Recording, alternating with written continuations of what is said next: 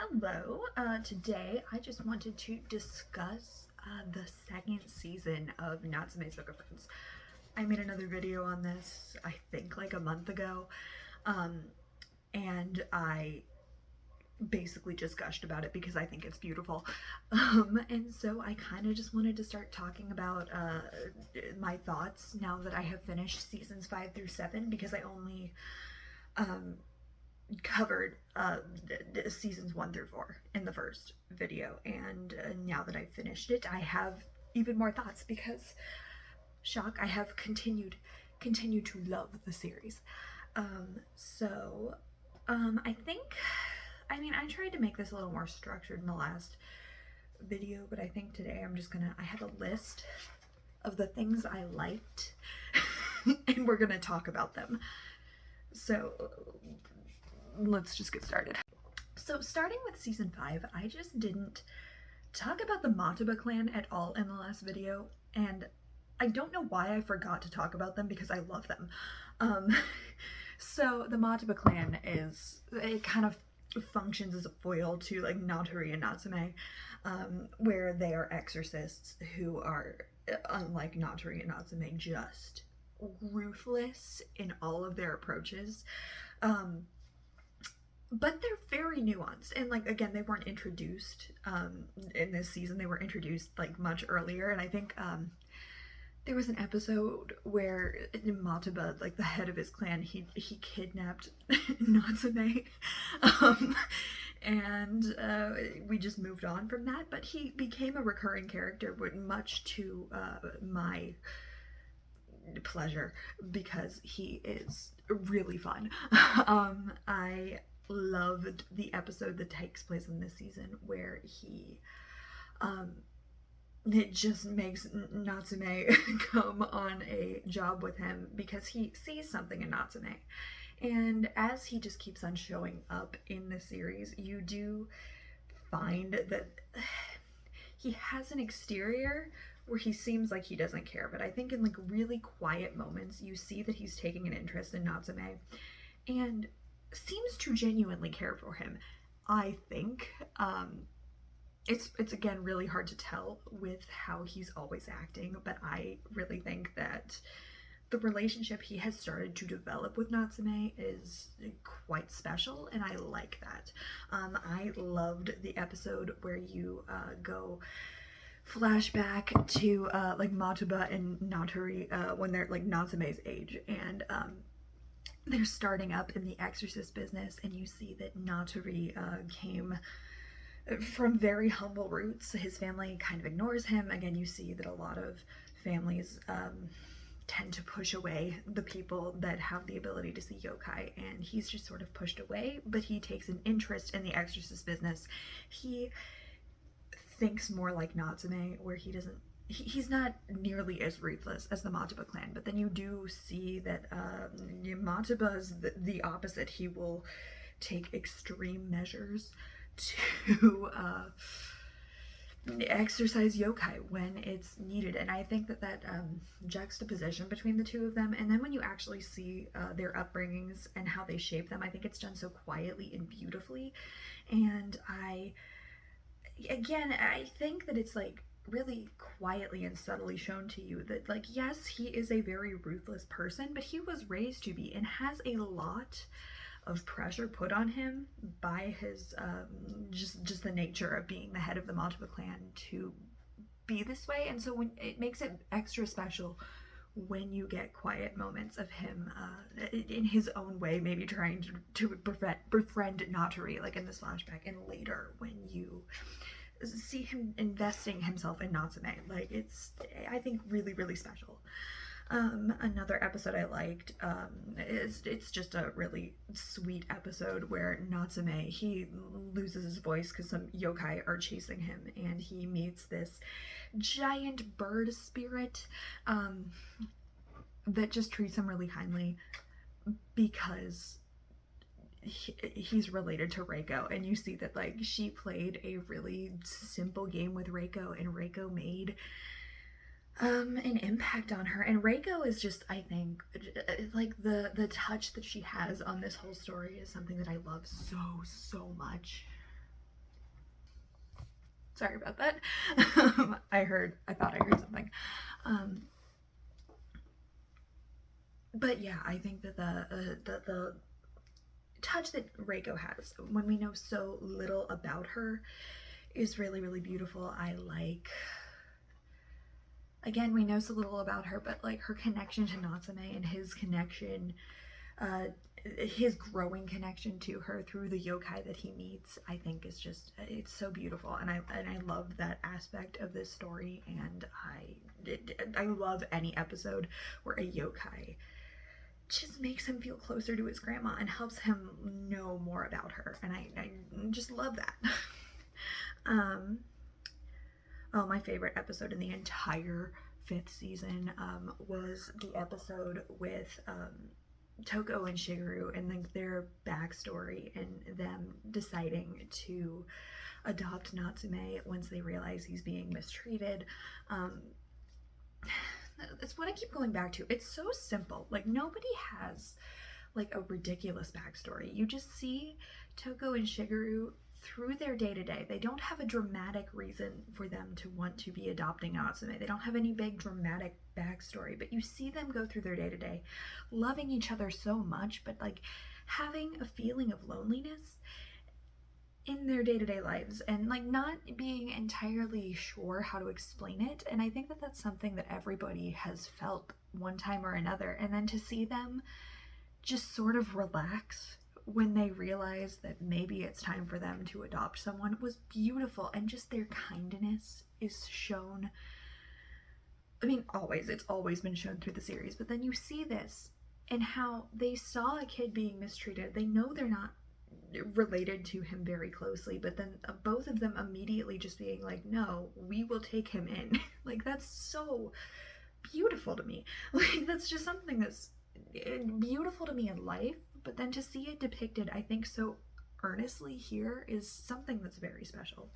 And I just loved the scene at the end where like there's a through line of her like seeing a crow, and she talks about or like she learns that like crows they mate for life anyway. So like if you see a crow alone, that means that they lost their significant other and they're lonely. And so she kind of like talks to the crow when she thinks she's lonely, but then it comes back to the present, and Natsume sees a white crow that you know has to be a yokai, but like just that moment at the end that they share where he's like, no, because he doesn't know it's a yokai, but he's like, no, there's a white crow right there, don't you see it? And then it's like, oh man, they flew away. But then she just smiles and she sort of realizes they're not alone. But like Natsume gave that to her, and they fulfill something in each other's lives that's just gorgeous. I love it so much. And then, I mean, there's the finale episode where Natsume gets sick. And like his friends, the like alcoholic yokai, there's like a cyclops and like a cow, and they I mean, they get him sick because they take him to the top of a mountain and then like very wholesomely get him medicine that they learn is yokai medicine, but it appears to work on Natsume. And obviously, I mean, I don't know if it's I mean, it's all speculative. I think that if it went out of its way to say this in the story, I do think I'm leaning towards Natsume having yokai heritage. Obviously, because we know so little about Reiko, but we know enough to know that like her life was very similar to Natsume's, and she may not have connected with people to the level that he has managed to do so. So I don't think it's out of the question that his grandpa could have been a yokai. And I'm just very interested to find out, because hasn't really been touched on since that episode, except for in like one other episode. And I mean, I do think you do see Master Kitty Cat like always watching Natsume, and you can always tell if he knows something but is just choosing not to say something. So when they were all talking about that, you did see him get quiet, and I did find it all interesting. And you know that he knew Reiko and was very close to Reiko while she was alive. So I want to know why he's withholding information. I don't think it's anything malicious. However, I'm curious to know why. Anyway, it's stellar season. Really, really loved it. All right, so season 6, there is a beautiful episode. It's one of my favorite episodes in the entire series, with a rock painter yokai that Natsume sees, like the rock paintings, and then meets a yokai who has been looking for his student, because in this yokai culture, they live in a place where they learn to be rock painters, and then they go and paint 80 stones, and then they come back. So the main character, he embarked on that journey, and then found happiness in mentoring a younger rock painter, and he, yes, just taught him to rock paint. And then he embarked on his journey, and he was keeping in touch at first, and then he never heard from him again. And so Natsume is trying to help him find his apprentice, and you do find that he was sealed, and in the process he lost his ability to rock paint, essentially. And so that whole, sorry, I almost dropped my computer. And so then he ended up just hiding from his master because he was too embarrassed to face him. And then just the moment where they finally meet, and he just says, "Come out, I miss you," and he cries, being like, "I've disappointed you, I can't do this anymore, I can't come back home." And then he just looks at him and he's like, "We'll find another place to live." And like, it's just as simple as that, where you like, you know he loves him. But I think like everybody has had a moment where you think you have disappointed someone, to learn that you haven't, and that's just, it's like the moment of relief that you feel for his apprentice is, I think, just so true to life, but so sweet. Because like, I think most people can maybe point to one person in their life that loves them so much, but you never realized how much they love you until a moment like that. And I love when moments like that are depicted in stories, and it was beautiful here. I loved it. Oh, you get Nishimura and Kanemoto, who are like, in all honesty, they were Natsume's like friends, and for the longest time I didn't know their names, but I liked them. I just couldn't remember their names because they were kind of like his friends that didn't know he had the yokai ability. They were usually pushed to the side. But then they get full backstories, and they're beautiful. And again, like, this is what I keep going back to. Like, no one has a dramatic backstory. Okay, everybody feels so real to me. Going through just like normal everyday tribulations. Like, you see that like Nishimura, he lives in a family where he has high expectations placed on him. He can't necessarily live up to them. And you see him kind of flounder, but find a place with Natsume, and that's really beautiful. You see that Kanemoto has been dealing with his dad, who is sick, which, I mean, I have dealt with that, and like, I think the struggle of just like going through the day-to-day was depicted very beautifully. But you see that he has a place to land with very kind people, and I think kindness is something that is always enforced in this story, and it's beautiful. It's always beautiful.